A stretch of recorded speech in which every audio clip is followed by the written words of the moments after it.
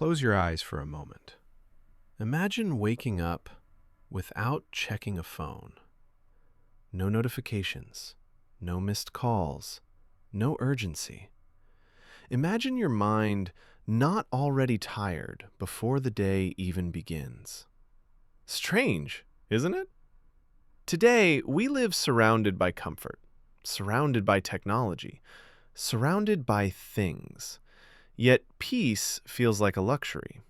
Stress has become normal. Anxiety has become casual. Burnout has become a badge of honor. But it wasn't always like this. There was a time when people owned very little, but somehow the hearts felt fuller. This is not nostalgia. This is not romanticizing hardships. This is a quiet truth we've forgotten, a truth hidden under cluttered homes, cluttered schedules, and cluttered minds. This is the story of when people had fewer things, but more peace.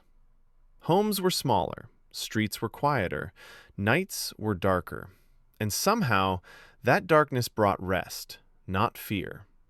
A house was not a storage unit. It held only what mattered: a few utensils, some clothes, a bed that carried generations of sleep.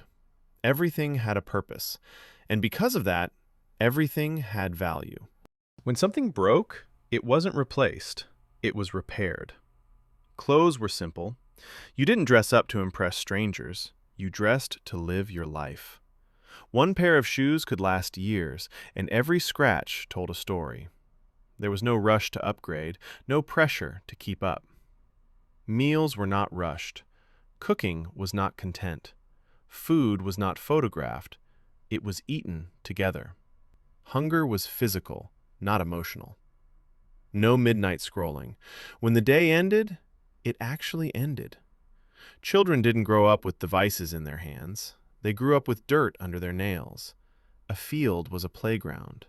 Boredom existed, and that's why creativity thrived. Today, we fear boredom. Back then, boredom created thinkers. Childhood wasn't scheduled. It unfolded naturally. And maybe that's why adulthood felt lighter. Evenings meant gatherings, not isolation. Arguments didn't happen online. They happened face to face. And because of that, they ended faster. Letters took days, sometimes weeks, but when they arrived, they were read slowly. Every word mattered. Every sentence carried emotions. Love wasn't instant, but it was deep.